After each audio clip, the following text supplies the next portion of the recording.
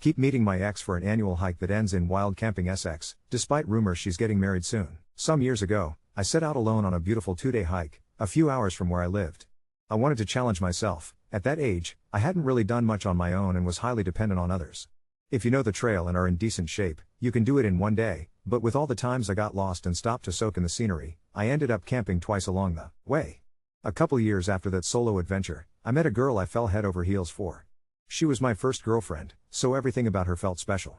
Within 6 months of meeting, we moved in together. After a year and a half of being together, I returned to that same trail, the one I'd hiked alone years before, but this time, she was by my side. We didn't rush it, since I now knew the route. We finished late on the second day, and it was an amazing trip. The following year, on the exact same date, we hiked the trail again. Bad weather forced us to set up camp twice. Although it wasn't as magical as the first time, we still had a wonderful time together. But by the third year, things had changed. Our relationship felt different, as if something was off. I didn't quite realize back then that we'd grown apart, blinded by the fact it was my first serious relationship. Hoping to rekindle our spark, I suggested we do the hike a third time. She agreed, and we went, but it just wasn't the same anymore. Not long after that, I ended the relationship. I could tell she wasn't happy, at least I thought she wasn't. The months that followed were some of the hardest of my life. I cut off all contact, because talking to her would have been unbearable. I still loved her deeply. For 8 months, I felt lost.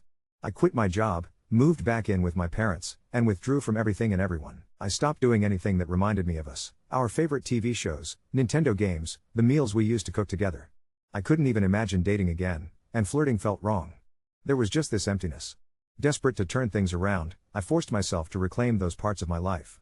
I cooked our favorite dish, watched the last season of Game of Thrones by myself, and even invited a friend over for Mario Kart. At first, it was impossibly painful, but slowly, I started to enjoy those things again. They began to feel like mine, not ours. Convinced I was finally moving on, I decided to return to our hike, alone, like I'd done before. It would be the symbolic end, the last step in letting her go. I even knew who I might ask out when I got back. The day of the trip, I felt a nervous excitement, tinged with sadness. My heart raced as I got closer to the parking lot, and my hands shook. I'd arrived later in the day than planned, my sleep schedule as out of whack as my life. Pulling my gear from the car, I battled the urge to give up right there. Something about it just felt off. But I told myself I had to do this. At first, the woods felt empty, but after an hour, the beauty of the day took hold and I began to relax. Hunger crept up, and I started looking for a camp spot. Memories pulled me toward the site that my ex and I had used the first time together, just a short walk away. When I arrived, I saw a tent pitched in the exact spot we'd once camped. I glanced around but saw no one. Not wanting to disturb whoever it was, I set up my tent nearby, but not too close. I settled outside with a fire as dusk fell, soaking in the peacefulness. Suddenly, I heard a neighbor's voice, a woman speaking on the phone. The sound froze me. I would have known that voice anywhere. I strained to catch the conversation, heart pounding, but couldn't make out the words. Still, I was sure, about 90%, that it was her. Night fell, and the camp went quiet. Sleep evaded me as my mind whirled with possibilities. I was still using the same tent I'd brought with her all those years before and secretly hoped she'd recognize it. Just in case, I left a sweater I'd owned forever outside, in plain view. Morning brought little rest. I peered out, eager and terrified, and saw the other tent was gone. Disappointment hit, but as I stepped out to make breakfast, I saw her. She was really there, waving at me. After a stunned moment, I waved back. She walked over, smiled, and said hello. I asked her what she was doing here. She told me she loved the hike so much, she wanted to do it again. I asked if she was with anyone, and she said no, it was just her. It struck me as strange, since she used to be afraid of camping alone. I could barely believe I was seeing her again. Breakfast was a blur, her showing off her new tattoo. She never struck me as the type, laughing, trading stories. The years had changed her, and yet her soul was exactly the same. We hiked the rest of the way together, talking and laughing like old friends. At the next campsite, we pitched our tents side by side and compared our food. I had MRE spaghetti, she had some stale crisp bread and liver pâté.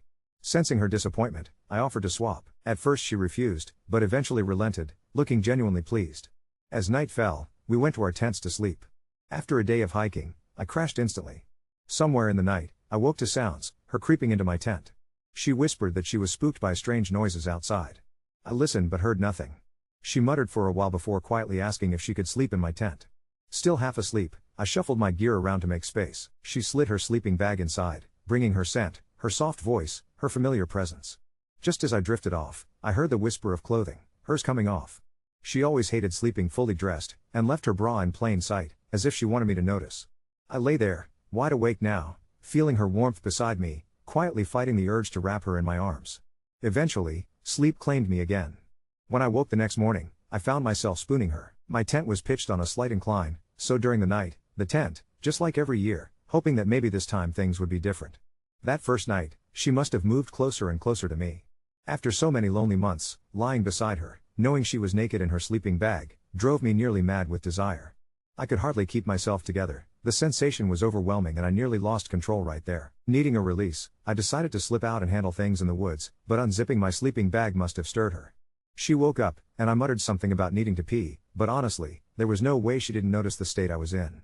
I found myself standing by the trees, desperately fighting for enough relief to even be able to pee. The tension was almost unbearable, but finally, I managed. I had been out there for several minutes when she called out, teasing me about taking so long.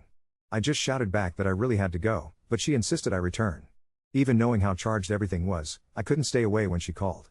Back inside, she was still in her sleeping bag, mostly naked but now wearing a thin, sheer sweater that did almost nothing to cover her. She sat up, zipped down her bag, and gave me a long, deliberate look at her bare chest. I swear, I nearly blacked out from the rush of blood. I couldn't hold back. I leaned in and kissed her. She kissed me back, and in seconds, we were both naked together on her sleeping bag, having sex. Twice. To this day, it remains etched in my mind as some of the most incredible sex I've ever had. The rest of the trip felt like we'd returned to our best selves, like things were back to the way they were before everything went wrong. Happiness flooded back, pure and deep, and I don't think I've ever felt that good. When it all ended, we hung out for a while, but soon it was time to load up the cars and drive off in separate directions. Back at home, I couldn't help myself. I unblocked her on Facebook and scrolled through her photos. That's when I saw him, the guy she'd introduced at the very end of our relationship, showing up in new pictures. My heart sank. When I asked a friend, he confirmed what I feared. They got together a few weeks after we broke up. I didn't know if she'd cheated or if she'd just started drifting because of this new guy, but the realization sent me spiraling into the same depression I thought I'd left behind. It didn't last as long, but it felt like it took so much more energy to drag myself out of it. I learned more from our mutual friend, that he was the reason she'd started getting tattoos, that their thing lasted only a few months, and that she was the one who ended it. All this time, a part of me wanted so badly to reach out, but after weeks of wrestling with it, I finally decided to let her go. Time passed, and I met someone new, a girl who was sweet and amazing, and whose company I genuinely enjoyed. Strangely, I realized I didn't truly love her, but I clung to her because I was afraid of being alone. We dated for a few months, but I couldn't give myself to the relationship completely. I think she loved me, which only made it harder for me to let go. As the date for my next annual hiking trip approached, I wondered whether I could resist going. Deep down, I knew I was only drawn there because there was a chance my ex might show up, too. I packed my stuff and set off as always, arriving early and waiting in my car, heart pounding, eyes on the entrance. After hours on edge, a car finally pulled in. It was her, only now she was driving something new. We caught up quickly. I told her I had a girlfriend, trying to sound casual. I saw a flicker of disappointment in her face, but she seemed happy for me, and then she asked whether it was okay if we shared a tent. She hadn't wanted the hassle of carrying two. Foolishly, I agreed.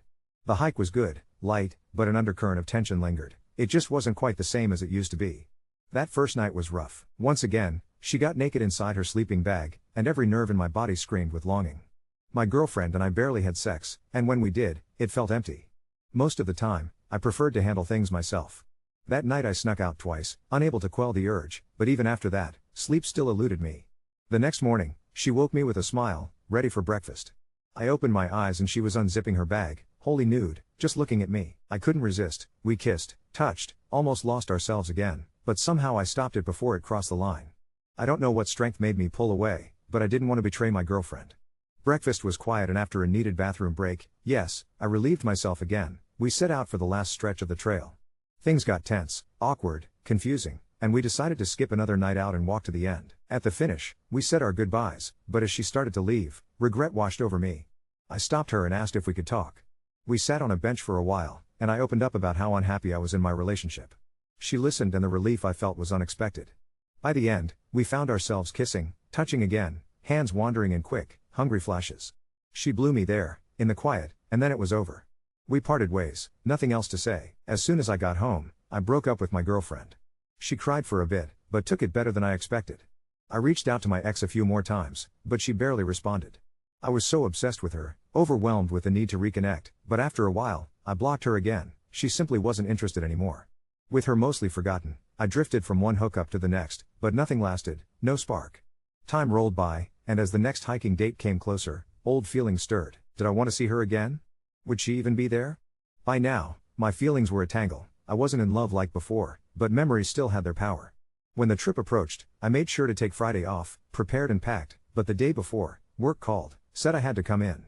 I almost accepted it, told myself not to go. On the morning of the trip, as I showered, sadness hit me like a wave. I called work and told them I couldn't make it. They were fine with it. The guy who'd called out in the first place returned anyway. I rushed, threw my gear in the car, and raced to the hiking trail, faster than ever before. My heart was pounding, torn between excitement and fear of disappointment. I didn't know if she'd show up. I hadn't checked her social media, hadn't asked anyone about her. That uncertainty only fueled me. On the way, I stopped for some very optimistic supplies, condoms, lube, and all the hope I could carry. After a few unexpected delays, I finally made it to the trail parking lot, pulse racing. I circled the lot, heart in my throat, and then, at last, I spotted a familiar car. And there she was, smiling, glowing, happier than I'd ever seen her. I got out and wrapped her in a long, tight hug. It felt perfect, like time slowed to a standstill, and all I wanted was to never let go. Once again, we set off together, one tent between us, just like always, but everything was charged with the possibility of what might come next. I had everything planned out for our trip this time, a comfy inflatable mattress, piles of pillows and blankets, so much better than roughing it. She even decided to ditch her sleeping bag. We barely made it past the first few paces on the trail before we were tangled up in each other.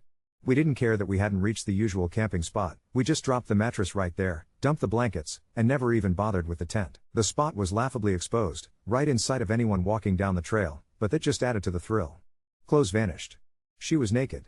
I was naked. We lost ourselves in each other for what honestly felt like hours. I was absolutely spent, even more wiped out than at the end of a hard hike.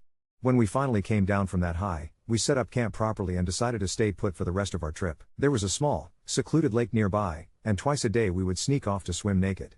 On the second night, she surprised me by agreeing to try a new intimate experience for the first time, something we'd never even discussed before. We just enjoyed this wave of pleasure and freedom for 3 days straight, only packing up when the food and snacks completely ran out. On the drive home, we couldn't help ourselves and ended up making love in the car too, a final goodbye to the wildness before returning to civilization again. We capped the trip off with a meal at a nice restaurant. She bumped into one of her friends there. The friend was friendly enough, but I could tell she was thrown off seeing me. Maybe she suspected I was the ex. I still have no idea. Hard to believe, but that trip happened almost a year ago. We haven't talked since, yet she invades my thoughts constantly. I can't get her out of my head, especially as the anniversary creeps closer. I know I'm in love with her, more than I've ever been with anyone else. Word on the grapevine is that she might be getting married this year, but I've been too cowardly to ask for the truth. My friends probably know, but she's never been important to them. I haven't even checked if she's seeing someone right now. But I do know that she's definitely going on the hike again. My only friend who knows the whole story sent me a screenshot of her status. It was all about looking forward to the annual hiking trip. That same day, I got this clumsy text, pretending to be some sort of ad for the hike, teasing things like, mountain with sexy scenes, hot nights, and, bring protection from wet weather and cat attacks. The photos she sends me get more daring each time. Last one I got, she was posing in nothing but a see-through fishnet sweater with her nipples barely covered, and no underwear at all.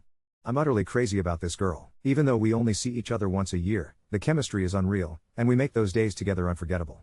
But I know it's probably unhealthy to meet like this. If she's serious with someone else, then none of this is right. Yet I already know what I'm going to do, even if I refuse to admit it out loud.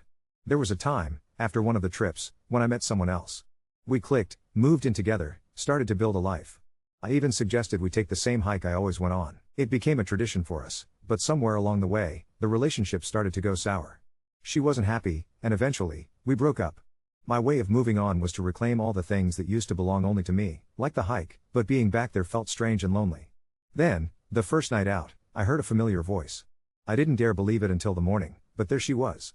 We walked the next leg together, and by the second night, we were sharing a tent again. It was like no time had passed. When I woke up, we made love and restarted everything all over again. Now, every year, we continue this bittersweet ritual. There was even a year when I was already in a relationship, and despite my best intentions, I caved and cheated. I told the girl I was with, and we split. Last year, we didn't even walk the trail anymore. We just picked a secluded spot, set up camp, and spent our days together until the food ran out. Now, as the date for the hike creeps closer, I keep hearing that she's getting married soon, but I haven't dared to find out the truth. But I know, whatever happens, I'll see her again. Even knowing all the risks, and maybe, because of them. Update 1. I've been putting off writing this update because honestly, I'm still processing what happened. Part of me wishes I'd never gone at all. The morning of the trip, I woke up with that familiar mix of excitement and dread. I barely slept, checking my phone every hour like some lovesick teenager. By 6 a.m., I gave up on sleep entirely and started getting ready.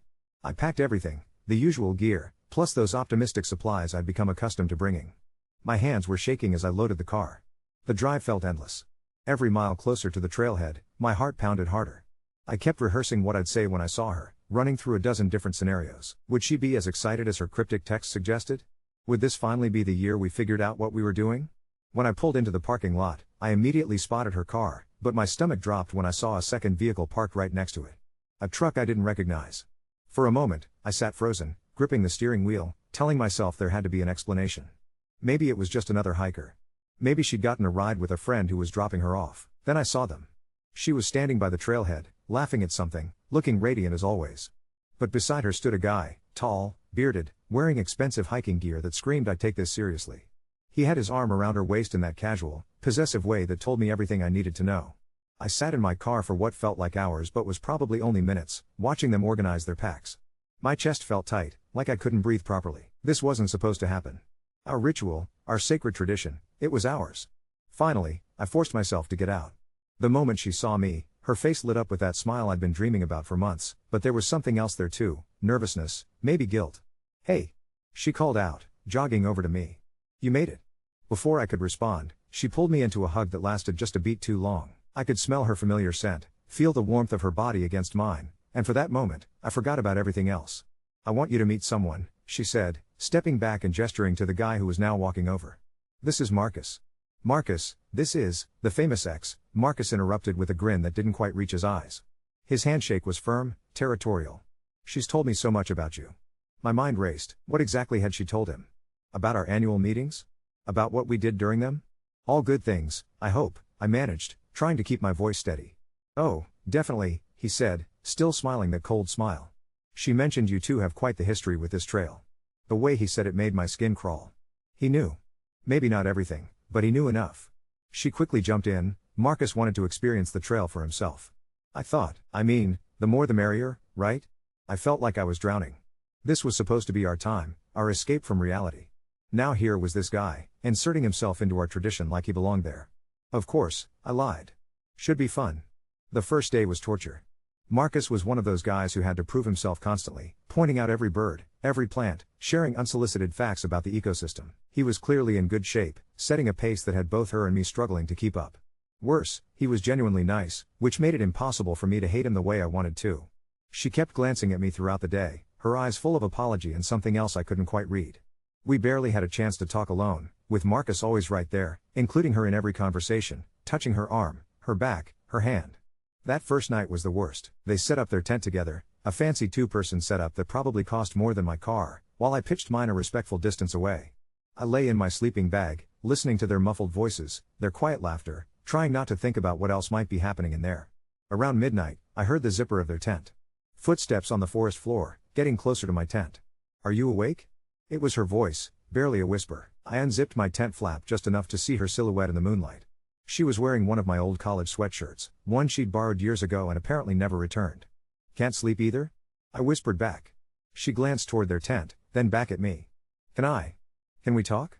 Just for a minute?" I nodded and quietly slipped out of my tent.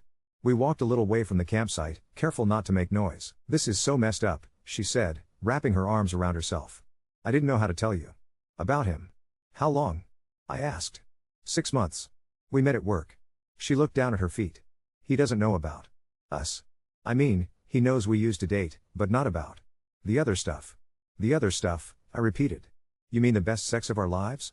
The fact that we can't seem to stay away from each other?" "Don't," she said, but her voice was soft, not angry. "Then why is he here?" The question came out harsher than I intended. "Why bring him to our place?" "Because I'm trying to move on," she whispered fiercely. "I'm trying to build something real with someone who actually wants a future with me, not just one perfect weekend a year." The words hit like a physical blow. "That's not fair. Isn't it?" She stepped closer, and I could see tears in her eyes. "When have you ever asked for more? When have you ever suggested we try to make this work outside of these mountains?" I opened my mouth to argue, but she was right. I'd never even considered it. Our arrangement had always felt perfect in its impossibility, intense, passionate, uncomplicated by real life. "I love him," she continued, and each word felt like a knife. "He wants to marry me. He wants kids, a house, a normal life. Everything I thought I wanted. Thought? She was close enough now that I could feel the warmth radiating from her body. Being here with you. It's like coming home. And that terrifies me. Before I could respond, we heard movement from the direction of the campsite. Marcus's voice, calling her name. I have to go, she whispered, but she didn't move. Neither did I for a moment. We just stood there in the darkness, the weight of 8 years of history hanging between us. Then she reached up and touched my face, her thumb tracing my cheekbone. I'm sorry, she whispered, and then she was gone, hurrying back toward the tents. I stayed in the woods for a long time after that, trying to figure out what the hell I was supposed to do next. The answer came to me the next morning, when I woke up to find their tent already packed up and their gear loaded. Marcus was checking his GPS while she stood nearby, not quite meeting my eyes. Change of plans, Marcus announced cheerfully. There's some weather moving in, and I don't want to risk getting caught in a storm. We're going to cut the trip short. I knew he was lying. The forecast had been clear for days. He'd figured out what had happened last night. Maybe he'd seen us talking. Maybe he'd noticed she'd been gone too long. Either way, he was marking his territory. That's probably smart, I said, forcing a smile. Better safe than sorry. As they finished packing, she finally looked at me directly. Maybe we'll see you on the trail again sometime, she said, but we both knew she didn't mean it. Marcus shook my hand again, that same territorial grip. Take care of yourself, man. And hey, thanks for showing her this place. It's really beautiful. Then they were gone, leaving me alone on the trail we'd walked together for so many years. I ended up staying the full 3 days by myself, hiking every path we'd ever taken together, sitting by the lake where we'd skinny dipped last year. It felt like a funeral for something that had never really been alive in the first place. On my last night, as I sat by the campfire, I finally understood what she'd been trying to tell me. We'd been living in a fantasy, a beautiful, impossible dream that could only exist in this one place, at this one time each year. But real life doesn't work that way. Real life requires choices, commitment, the willingness to build something together instead of just stealing moments. I drove home knowing I'd lost her, really lost her this time. Not to distance or circumstance, but to someone who could give her what I never even thought to offer. The worst part? I think she made the right choice. Update 2. It's been 8 months since the disaster of a trip, and I honestly thought I was done with all of this. I'd accepted that she'd chosen Marcus, that our weird annual tradition was finally over. I threw myself into work, started dating again, nothing serious, just trying to move forward. I even considered skipping the trail entirely this year, maybe going somewhere completely different. But then, 3 weeks ago, everything changed. I was grabbing coffee before work when my phone buzzed with a text from an unknown number. My heart stopped when I read it. I need to see you. Can we meet somewhere neutral? It's important. She must have gotten a new phone, or maybe she was being careful about Marcus seeing messages. Either way, I stared at that text for a solid 10 minutes before responding. We agreed to meet at a bookstore downtown, public, safe, no history between us there. When I walked in, I almost didn't recognize her. She was thinner, paler, wearing oversized sunglasses indoors. The confident, glowing woman from last year was gone, replaced by someone who looked like she hadn't slept in weeks. Thank you for coming, she said, barely above a whisper. We found a quiet corner in the back, surrounded by dusty philosophy books nobody ever touched. What's going on? I asked. Are you okay? She pulled off the sunglasses, and I saw why she'd been wearing them. Her left eye was faintly bruised, the kind of yellow-green that meant it was maybe a week old. My blood went cold. Jesus Christ, I started to reach for her face, but she pulled back. It's not what you think, she said quickly. Not exactly. Then what is it exactly? She was quiet for a long time, fidgeting with her engagement ring, which I noticed was still there. Finally, she spoke. After we got back from the trail last year, Marcus started asking questions. Lots of questions. About us, about our history, about why I'd looked so upset when we cut the trip short. She paused, taking a shaky breath. I tried to deflect, but he's not stupid. He could tell something had happened between us over the years. So you told him? Not everything. I told him we'd reconnected a few times. That there were still feelings. I thought if I was honest, we could work through it. She laughed bitterly. That was my first mistake. And the bruise? 3 nights ago, he found my old phone. The one I thought I'd wiped clean. Her voice dropped even lower. He found photos. From last year's trip. My stomach dropped. I remembered her taking a few pictures of us by the lake, nothing explicit but definitely intimate. The kind of photos that would make it very clear what we'd been doing. He lost it completely. Started screaming about how I'd made a fool of him, how he'd known something was off but I'd kept lying. The bruise. That was him throwing his phone. It hit me when I tried to duck. Did he hit me? No. But honestly, for a minute there, I thought he might. She was crying now, quiet tears that she kept wiping away with the back of her hand. The worst part is, he wasn't wrong. I had been lying. About everything. I wanted to take her in my arms, to tell her it would be okay, but I could see how fragile she was. One wrong move and she might bolt entirely. Where are you staying? With my sister. I moved out that night. Called off the engagement. Good, I said, and meant it. Is it though? She looked at me with those red-rimmed eyes. I threw away a good relationship with a man who loved me, who wanted to build a life with me, for what? An affair that only happens once a year? It wasn't just an affair. Wasn't it? She leaned back in her chair. Be honest with me. In all these years, did you ever once think about asking me to be with you for real? Not just our mountain fantasy, but actually trying to make this work in the real world? The question hung between us like a live wire. I wanted to lie, to tell her I'd thought about it constantly, but she deserved the truth. No, I admitted. I liked what we had. I thought it was perfect the way it was. Right. So I gave up my future for something that was never going to become anything more. We sat in silence for a while, the weight of 8 years of missed opportunities pressing down on us. Finally, she spoke again. The trail date is in 2 weeks. I know. Marcus made me promise I'd never go back there, said if I did, it would prove I was still choosing you over him. But you're not with him anymore. No, she said slowly. But maybe he was right about what going back would mean. She leaned forward, her eyes searching my face. I keep thinking about what you said years ago, about the trail being where you'd go to let me go. Maybe that's what I need to do now. Go there one last time and finally put this whole thing to rest. And if I'm there? Then I guess we'll figure it out together. She stood up, putting her sunglasses back on. I'm not asking you to make any promises. I'm not asking you to change your whole life. I need to know if what we had was real, or if it was just the mountain making us crazy. After she left, I sat in that bookstore for another hour, staring at those dusty philosophy books and trying to make sense of everything. She was right, I'd never considered a real relationship with her. Our arrangement had been perfect because it was impossible, contained, risk-free. But seeing her broken like that, knowing that our secret had cost her everything she thought she wanted, it changed something in me. I've spent the last 3 weeks thinking about nothing else. The trail date is in 4 days, and I still don't know what I'm going to do. Part of me wants to stay home, to let her have her closure without complicating things further. But there's another part of me, growing stronger every day, that thinks maybe Marcus was right about what going back would mean. Maybe it's time to stop hiding behind the safety of our annual tradition and figure out if we can actually build something real together. I've already put in for time off work. My camping gear is sitting by the front door. I guess we'll see what happens.